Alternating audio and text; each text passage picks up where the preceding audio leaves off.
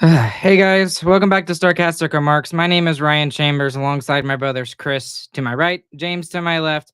We are the official Dallas Stars podcast of THPN. Go and use that promo code THPN next time you go and use DraftKings Sportsbook. The Dallas Stars do fall in overtime tonight by a final score of 5-4 over the Colorado Avalanche. They hold a 2-goal lead, 4-2, and not able to hold on to it tonight. But there's lots of other things that we're going to need to get into this evening, gentlemen. But just give you guys the floor right off the bat. What's your initial thoughts from this game tonight? Yeah, Stars have played the Avalanche 2 times this year. In both of those games, we have had multi-goal leads. In both of those games, we ended up losing. I mean, that's rough when you're playing a team that you're really looking at probably playing at some point in the playoffs if you're really looking for it. And the other thing is just the refs make their presence known again tonight. That late no call and then call at the end of the second period is absolutely the turning point of that game. That second period was 100% Stars the entire way. Perfect period by them. And to get a bogus no call and then a call that leads to a power play goal, which gives a little bit of hope to the Avalanche, it's criminal. It was an awful no call. It was an awful penalty call. It's terrible. It's not good. I'm honestly super pissed off about it. Like it's not just that they called the bad hooking call. Like if the hooking call isn't there at all and we still lose, whatever. The Stars suck, But like they even up the calls, and then the Avs for the rest of the game proceed with their cross-checking and slashing and hooking and tripping throughout the third period and we get nothing. Yeah. Every time there was a shot on goal from the point, at least one Stars player got a cross-check in the back every single time. And those weren't even the obvious ones. I mean, there was a two-hand slash on Marchment when the puck was gone.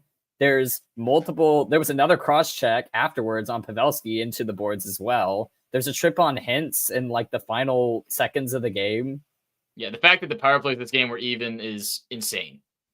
And that's the crazier thing I want to talk about before we get to talk about this game. We have not gotten more power plays than any of our opponents since the Christmas break.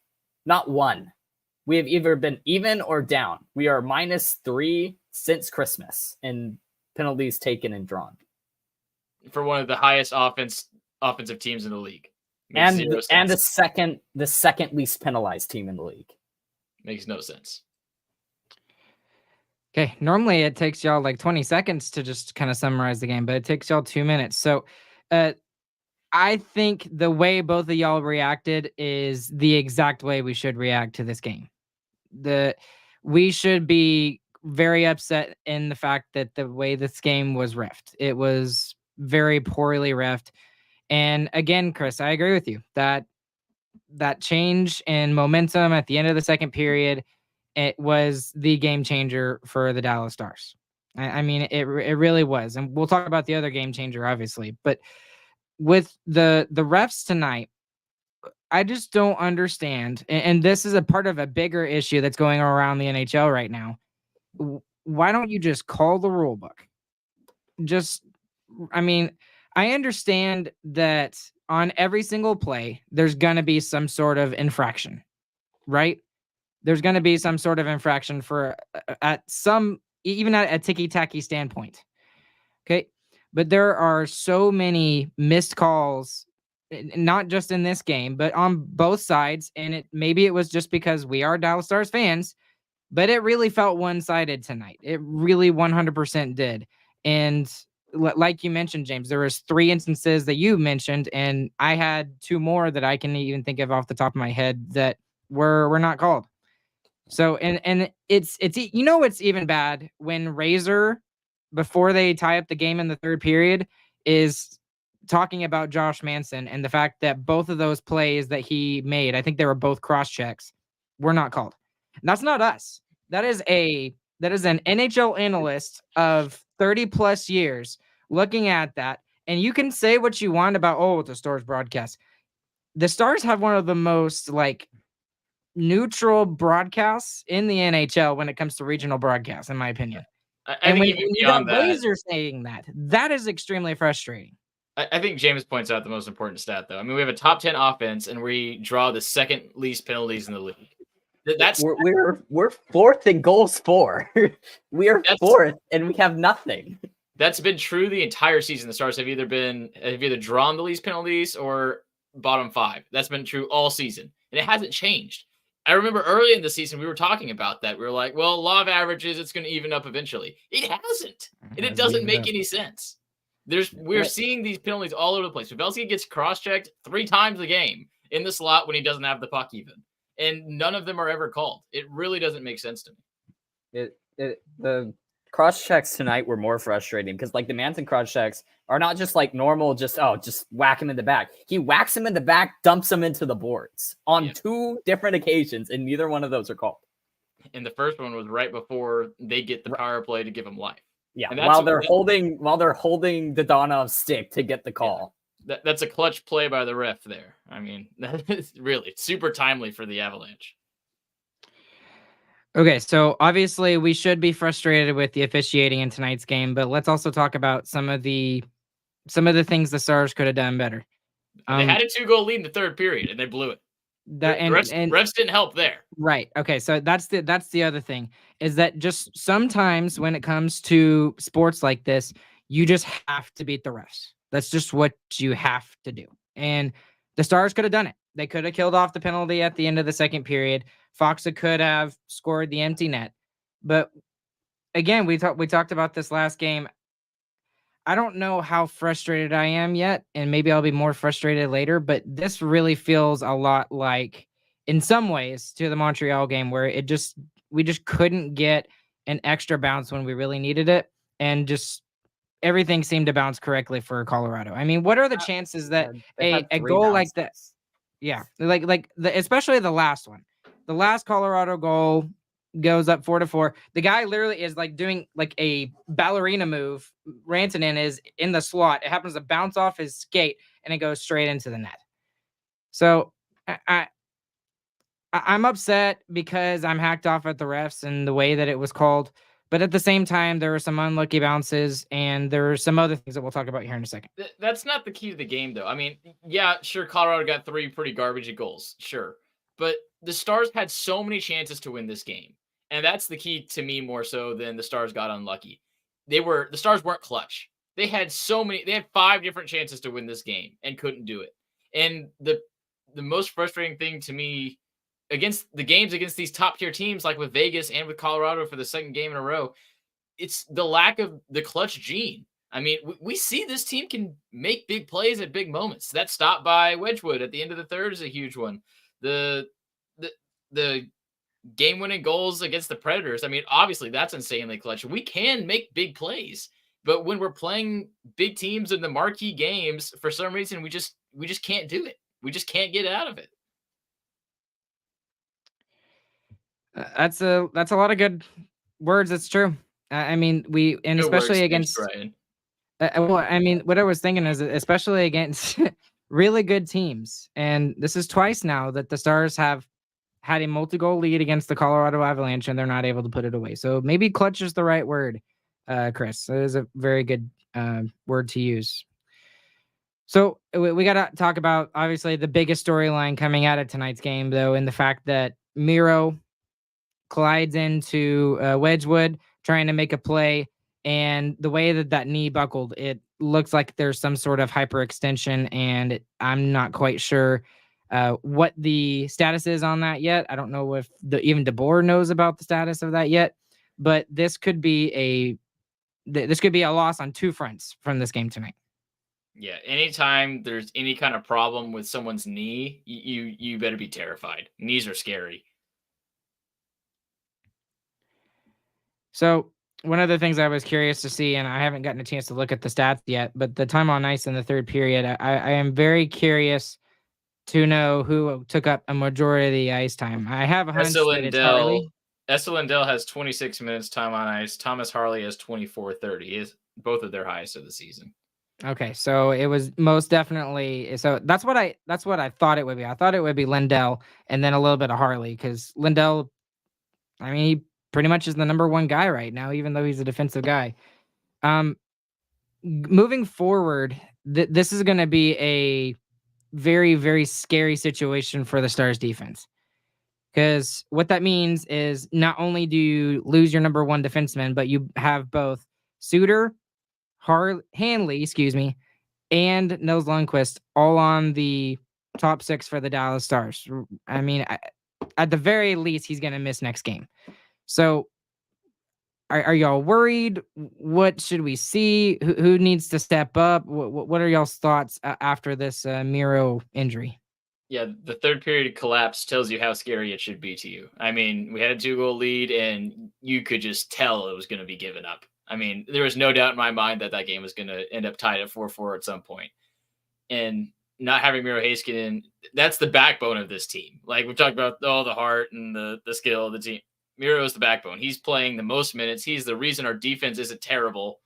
And now he's gone. Now the defense is it's not a decent defense. It's a bad defense now, and we should be scared. And we should James, pray that he's not out for too long. Yeah, agreed. James, with how he went down, it's scary, but like he stayed on the bench for a little bit, which gives me like a little hope that maybe it's just like he tweaked something and he eventually just thought, no, I'm not going to risk it.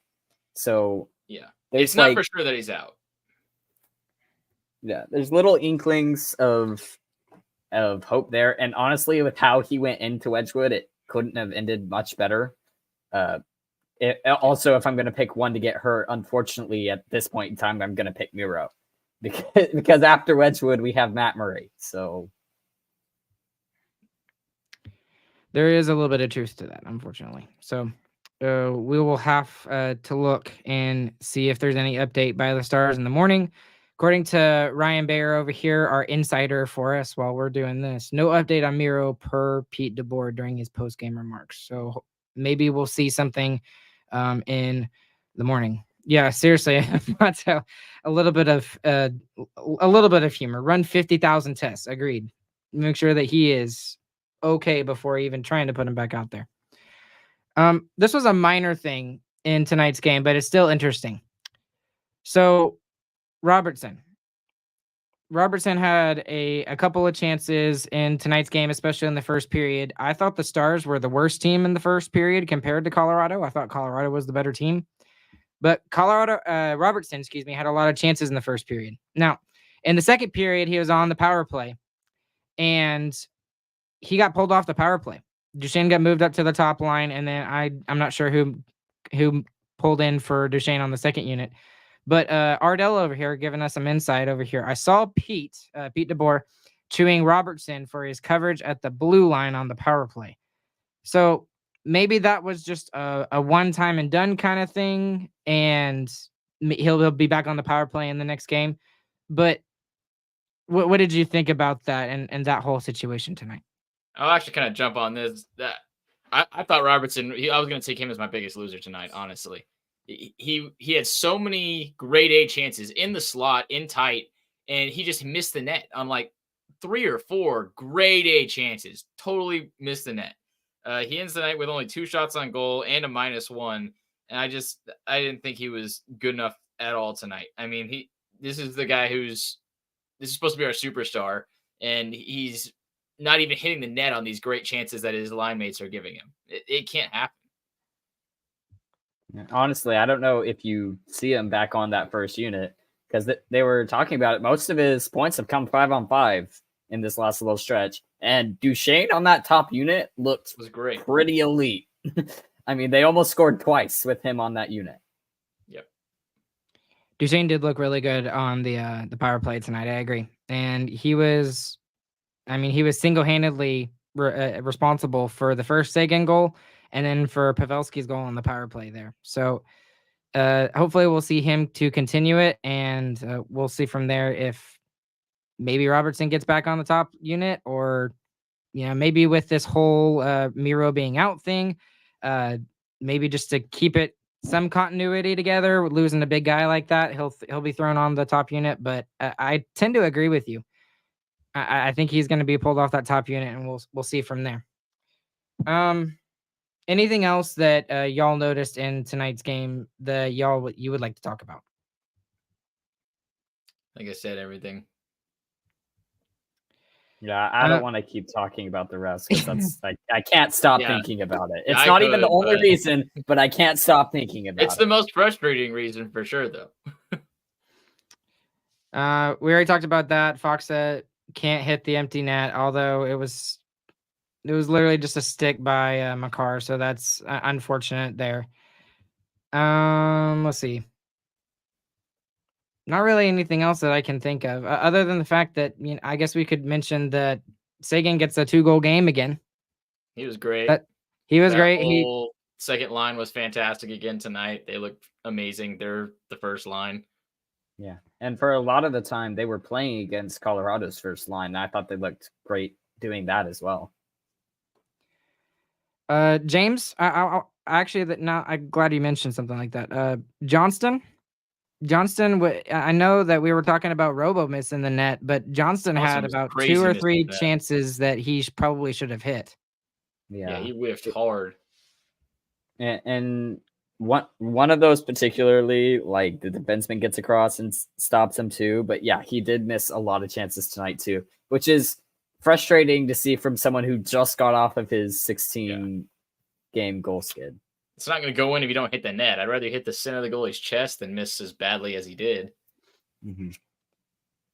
And I know that we were missing a lot of shots as well, but I really felt that I really felt like Colorado should have been up going into the first intermission based off of the amount of grade A chances they had in the first period and them not hitting the net. So that's I don't know. That was only due to their power plays, though. I feel like in the first period, 5-on-5, we looked pretty good. The power plays is what kind of gave Colorado the edge there. Thank you, refs, for calling penalties on us that were dumb and not calling penalties on the Avalanche that should have been called. Okay. One last thing, and we'll wrap it up. Wedgwood, what did y'all think of his game here tonight? He was good. He's so spastic, though, is my problem. He'll make the save, and then on that last goal is a great example. He makes the save, can't hold on to the rebound like Wedgwood does, and he just dives back in the net. It's a valiant effort. I love the enthusiasm, but the consistent and stoic nature that Otter brings in those types of situations, he's able to make those saves, and if he doesn't hold on to the puck, he's able to scramble back into the net instead of trying to dive back the way Wedgie did. It's obviously a different caliber of goaltender. He's playing great for what we need him to do. He's being asked to be put in a starting role. He's not a starting goaltender. He's doing very good. I just miss Otter. It's frustrating the past 2 games because you look at the games and both you're thinking, if you just get one more, then you win the game. It's tough. And especially it's a little more frustrating just because of how bad he played against Montreal, I think. Montreal only had 18 shots. This game's a little more understandable. It's a strong team who was crashing the net most of the night. And he had some big saves tonight, too. Yeah, and he did have huge saves as well. Particularly the first one in overtime was really big. I thought I knew he was going to have to make a save with MacKinnon, Makar, and Nichushkin out there. They're not going to give up the puck. He's going to have to stop it somehow. And he made it, and I thought at that point we had it, but yeah, it's not meant to be. I think Wedgwood is doing exactly what we need him to do. He is definitely not the problem in any of this. He's doing well. Otter will do better. So I just want Otter to come back. Do we see Matt Murray in the next couple of games? No. Or do y'all think Otter is close enough that they're just not going to mess with it? Even if Otter wasn't close enough, we would not be seeing Matt Murray. Matt Murray is there for emergency purposes. He's there because the rules say we need a second goalie. And not an e-bug, right? Yep. Okay. So basically what I am kind of lapping this up to is just frustration with the officiating in tonight's game and just a couple of unlucky bounces and just Dallas's inability to close out multi-goal leads. Again, this is another game where they even score first. Again, maybe that's the key. We just need to let the other team score first, and maybe we can actually win the game. I don't know. But That's what I'm talking it up to. There's frustrations and also understanding in this game tonight as to why the outcome was the way it is. So, anyways, let's end with our biggest winner, biggest loser. Who y'all got? All right, give my biggest loser's Robo. Okay, James. Biggest loser, I'll give to Johnston for missing a couple open nets as well. I'm gonna give mine to Robo as well. He did not look very good tonight, and I know I mentioned the fact that he had a couple of good opportunities in the first period. The one that really kind of irritates me the most was in overtime, and he had an opportunity to get a shot off and didn't take the shot. And I understand his thought process, but at the same time, you're Jason Robertson. Take the shot. So that was a frustrating thing for me. Maybe that's why it's sticking in my head so much. Okay, biggest winner tonight. Fine, I'll take it. Tyler Seguin, 2 goals. He's amazing. He's almost the goal leader for the Stars. I mean, this is this again. Yeah, no. Anyway, I'm gonna. It didn't work. I'm gonna take Marchment purely for that play in neutral zone. Knocks the guy off, takes it, puts it between the dude's legs, dance around him, passes it over to Seguin for the dunk of a goal. My boy is dirty. I'm gonna give mine to Matt Duchene because. Oh wait, the second line. I mean, the first line. I mean, the best line. I mean, the line. Matt Duchene was really good tonight. He was responsible for 2 of the goals, the first 2 goals in the game tonight for the Stars. And he continues to be one of the Stars' best forwards. So before we wrap up, I got 2 things. First things first, congratulations to Jake Ottinger, which was, I don't want to say it's unsurprising, but a little bit surprising that he was named to the NHL All-Star team. So he is right now the Stars' lone representative going to the All-Star game in Toronto. And second thing, we want to say hi to our Aunt Lucy in San Antonio, who is watching us from there. We kind of wish that this was a better game and we were more happy and energetic and stuff like that, but it was a frustrating game for us to watch, Aunt Lucy. So we love you, and we hope you're doing well. Anything else, guys? No.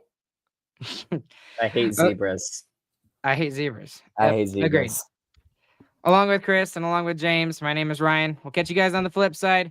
Hope you guys have a good, fantastic morning, afternoon, evening, whenever you guys are listening. And we'll see you guys again when the Stars take on Nashville in the next game. Have a good evening.